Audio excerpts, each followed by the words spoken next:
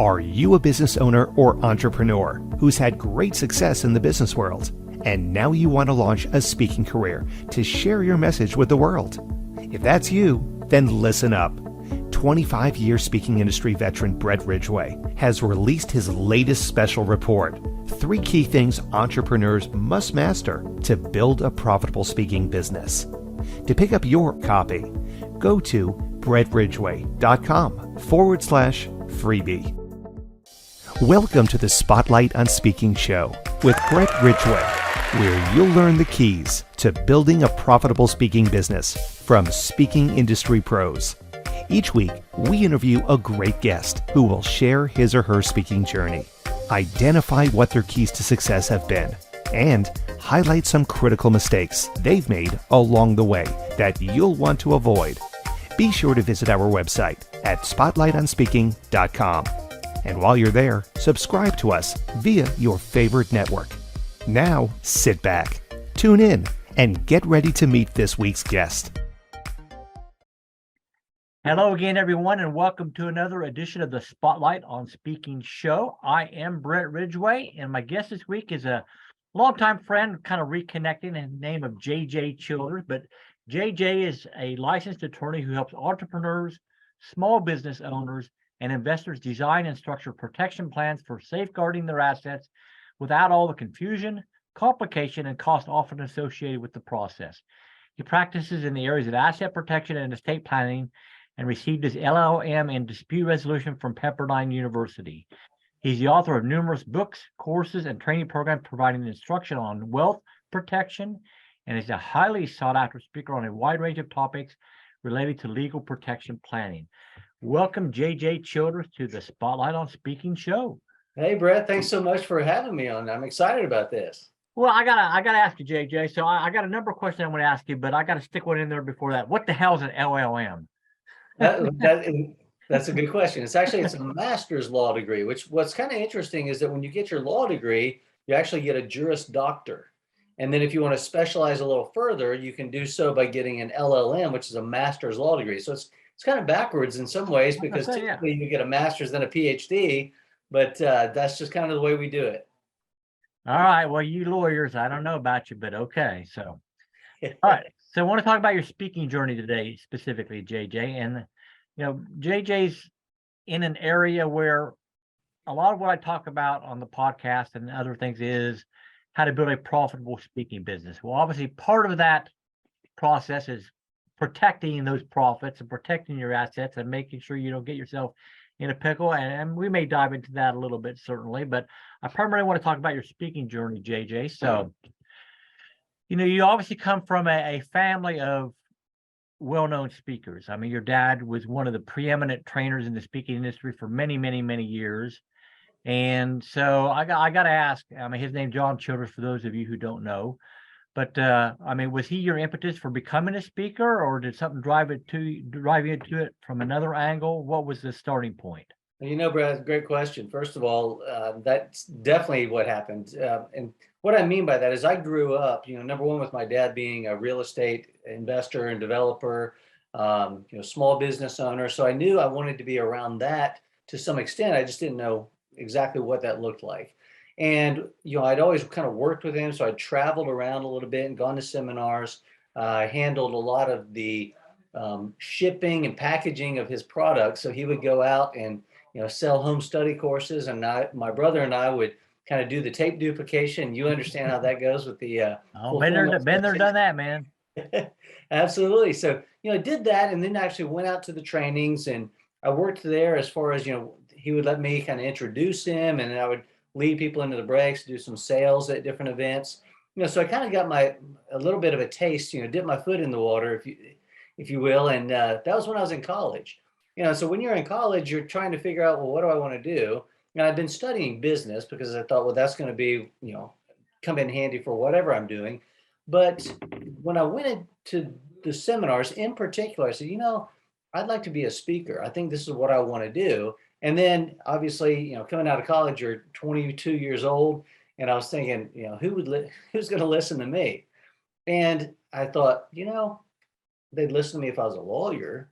So then I said, I'm going to go to law school. So my dad had always kind of put, and I said, so if the whole speaking thing doesn't work out, then I'll fall back and I'll practice law. So that's kind of how I first got involved with it. But what was interesting about my journey, to address your particular question, is I went through law school a little bit differently than most people would. I mean, in particular, I took courses that would tie in to what I speak about. In particular, I knew, because I'd been at those events with my dad, I knew that people needed to know about taxes, they needed to know about asset protection, they needed to know about estate planning. So I took as many of those courses as I could. Some of them were just part of the overall curriculum, but then I also kind of lasered in and said, this is what I want to do. I actually went to work for the Attorney General's office, working in their consumer protection division. So I learned a lot about that, which ties into the speaking. And it also was one of those things. I went and I worked for a plaintiff's law firm. So that helped me learn a little bit more about, what are we protecting assets from? Because plaintiff's lawyers are filing lawsuits against people all the time. They're the ones you see advertising so much, that give us a interesting name.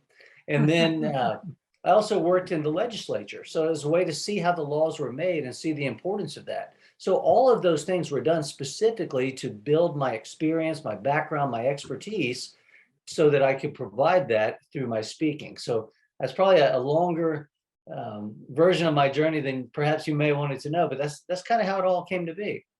So do you view the attorney gig as a credibility builder to feed your speaking business, or do you view the speaking business as a way to feed your attorney services?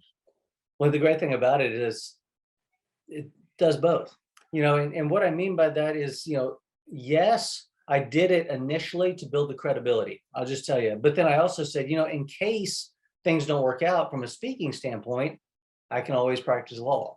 And what happened was, I have, my dad's always said, you've got a really unique practice of law, because the way that I get my clients is through speaking. And it's helped me quite a bit. Number one, there's a lot of speaking in the law. I was on the moot court team. I did a lot of different things like that, so that I had to basically present, arguments, present cases. You had to learn persuasive skills. So all of those things that have served me well in my speaking career also served me well in my legal career, and vice versa. So you kind of look at it and say, to me, it's kind of an obvious fit. Some people may say I do things a little bit differently, which I'm sure I do, but it's helped me also, like when speaking was down, I always had the law practice to kind of fall back on until things were picking up. And, even, during the pandemic, a lot of times, just being able to get speaking gigs as far as like meeting with clients over Zoom. So speaking has really kind of evolved quite a bit since the time when I first started doing it. Now my speaking is a lot different, which I know you've seen that too, Brett. So JJ, I like to say there are three kind of speakers in my mind. One is the type that you definitely have done a lot of, which is using speaking primarily as a business building tool for your core service. The second is a keynote speaker, obviously, who's paid a fee to come in and talk to an association or corporation and deliver a talk. And the third, in my mind, is what we call the platform seller, the person who is going to make a direct pitch from the stage for whatever back-end service or product that they have. The third type that I mentioned first, the business building speaker, they may or may not ever make a direct offer from the stage. It's all about credibility and establishing themselves as an expert and all that. So obviously you've done the business building speaking, but have you played around in the keynote or the platform seller areas specifically? And of those three, which did you like the best? Well, I think what I first started in was the platform. So I was selling basically legal services. We have a package that when you go back to the back table, and I would basically say, here's what the price is, go back there, sign up. And then I had home study courses, things like that. So I really enjoy doing that, actually, because, I've heard a lot of people say, well, I just don't like to sell. I don't want to feel like I'm up there pitching something. And I say, well, I'm always pitching something. Right now I'm pitching the idea of what it's like to be a speaker, what it's like to use that as part of your overall business. So, the fact of saying pitching, I also always believe in what it is that I'm offering. So I don't feel bad about pitching something at all. So I really actually probably like that the best. It's the highest pressure because, it's basically all performance based. You don't get paid if you don't get the job done. And depending upon how well you get the job done, depends on, that's how well you get paid. So that's definitely something that is interesting, but it's the most stressful. Now, I have done a little bit of keynote speaking, which I found that interesting too, because it's not stressful, because what you're doing is basically you're getting a check to go up there and speak, to do what it is that I do. So I haven't done a lot of that, but it's basically because I haven't pursued that. And even what's interesting, and you know this, Brett, but I don't know, if those people that are listening right now are watching this, they may be thinking, yeah, that's what I'd like to do, is get a fee, get paid. Well, you know what? The most money I've made is when I sold something, that platform sales circumstance, because hey, if you got a big room and you're selling something, you're going to get a pretty sizable payday on that. So it works out really well. So that's probably my favorite overall. Then keynote, and then the other, the business building, it's partly tied into the platform, because I'm basically selling people those services. And then the key is making sure that you have a residual ongoing service, which legal services certainly fall into that category. Yeah, I mean, I've often said on the show that you will make far more money if you're an effective platform seller as a speaker than you will ever making on keynote fees. So if you truly have a great message to share that will help people out, figure out how you can package something that leads to, because you'll generate a lot more revenue and be able to positively impact more people if you can go that route. So you come at the speaking world from a different perspective, JJ. So I want to find out, how have you traditionally marketed yourself as a speaker? How did people find you? How did you get on those platforms so that you could share your message? Well, when I first started out, basically I worked for a company that they needed somebody for this. It was a stock market company. So they would, and when I say stock market company, stock market training. So it was really one of the first companies that did any sort of, back when day trading was really big, where you'd have a lot of these different companies that would start things. I worked with one that was arguably the first and biggest at the time, in particular, company that did that. So I would go out every single week and I'd speak to different groups. And the way that they positioned me was they drew people in to learn how to trade the stock market. So it's one of those, there's a saying, and you probably heard it, lead with the greed, which is basically, let people know, hey, here's a way to make money. Well, that's not going to be exciting when you lead with, okay, protection. Well, it can be, but it's a lot more exciting when people are interested in making money, where they say, okay, I'm about to start a business, I'm about to make money. And I always talk about, it's not what you make, it's what you keep. Yeah. So it was kind of an obvious tie there. And so what I've done a lot of times when I go out to try to book myself with new groups, a lot of what I'm doing is not completely on my own, but it's with these groups. So when these groups are teaching people how to make money, I always come in and basically my pitch to them is, so you teach people how to make money in blank, real estate, the internet, stock market, tax liens, whatever it might be. And I just ask them, I said, well, does your stuff work? And then they'll basically, well, of course it works. Why would I be teaching it if it didn't work? I said, wow, because it sounds like you're probably causing your students a lot of problems. And they said, what do you mean causing them problems? How can I cause them problems? I'm helping them make money. I said, exactly. Now they got tax problems. Now they got problems of being a target for a potential lawsuit.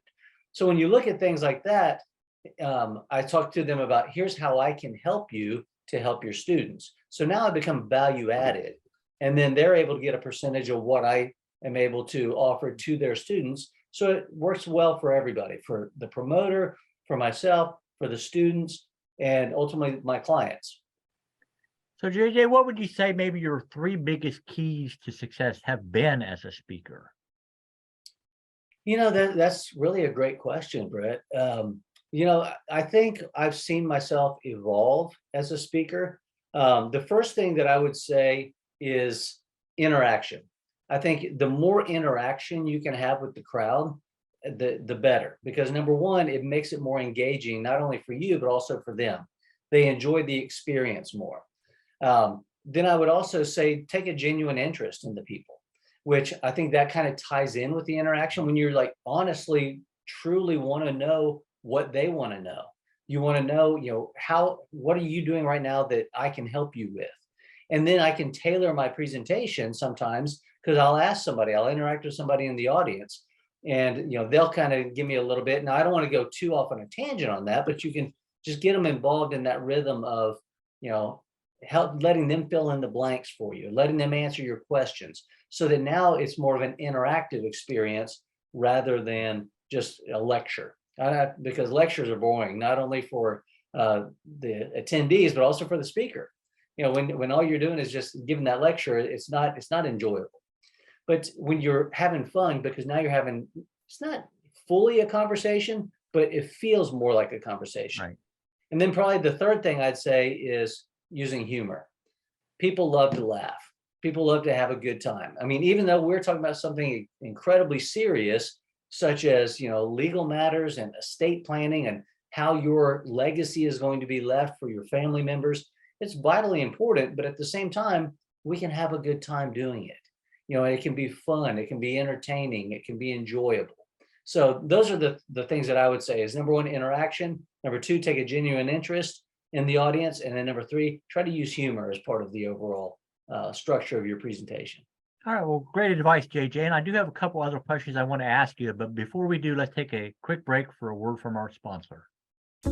Are you a business owner or entrepreneur who's had great success in the business world, and now you want to launch a speaking career to share your message with the world? If that's you, then listen up. 25-year speaking industry veteran Brett Ridgway has released his latest special report, 3 key things entrepreneurs must master to build a profitable speaking business.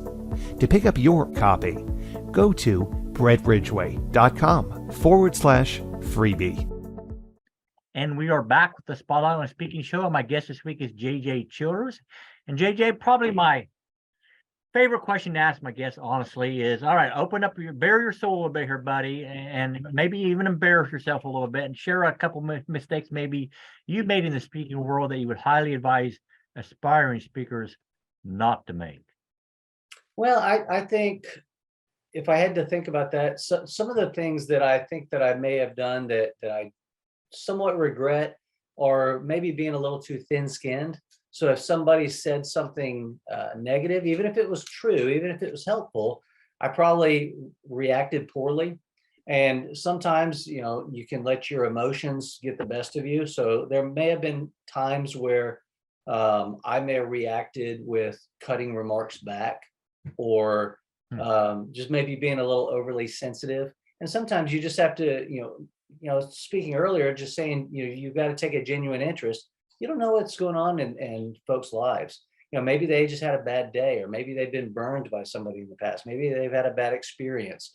And if you understand that and just say, okay, let me just kind of see where they're coming from, and not get into an adversarial type of a situation, but become more collaborative, where you dig in a little bit deeper and say, hey, we're all in this together. Let's see how we can help one another and come up with some solutions. Maybe they're right on a certain point.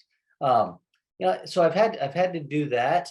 The other thing is that just mistakes that I think I've made is that's probably the biggest one, is just reacting poorly rather than just letting stuff, brush off you like water off a duck's back. You got to be able to do that. And sometimes it's hard.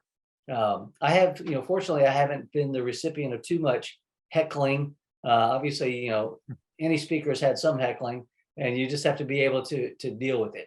The other thing that I would tell you, now that I'm just kind of thinking about this, sometimes I'll make the mistake of, I want everyone in the room to love me.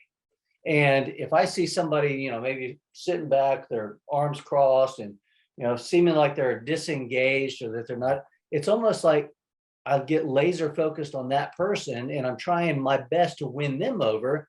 And if you think about that, depending upon the size of your audience, you're spending so much time on trying to win over one person who you may or may not win over, but now you've neglected the rest of the room. What I've started doing is almost more, I'll make, I'll have some sort of interaction perhaps with that person, but if they're just going to be, sour throughout the entire presentation, I'll just somewhat ignore them, not pay attention to them, and say, you know what, I'm not going to let the fact that you don't want to have a good time today affect the rest of the group that does want to have a good time. So I've tried to spend more time on the many than all of my time on the few, if not the individuals. So just try to tie it as a group, that we're coming through this as an experience with one another. Oh, I appreciate you sharing those with us, JJ. So want to give you a chance here. If people want to get involved in your world because they have need of your service, they're a new speaker, they need to find out the lay of the land, so to speak. How do they get involved in your world if they so choose? Thanks for asking me that, Brett. First thing I would tell you is to visit my website. It's jjchilders.com, and that's jjchilders.com. And when you go to that website, one of the things that you'll notice is that it's primarily geared around educational types of offerings. And the reason that I do that is that, first of all, I try to start off from more of an educational standpoint of saying, hey, you need to understand this. It's not just something, it's almost the old adage of, give a man a fish and feed him for a day, teach a man to fish, feed him for a lifetime. That's somewhat what I'm doing. I'm not trying to say that people will become, legal scholars, but at the same time, you need to have some sort of an understanding of what it is that we're doing. And the better understanding that you have, the better client you're going to be and the better experience you're going to have. Because, especially with legal matters, sometimes people feel helpless, where they start thinking, wait a second, I'm getting confused. This is just overwhelming. And as there's a saying, a confused mind says no. And if people are just confused and understanding, they get frustrated and they just say, you know what, I'm just shutting down. I don't want to do anything.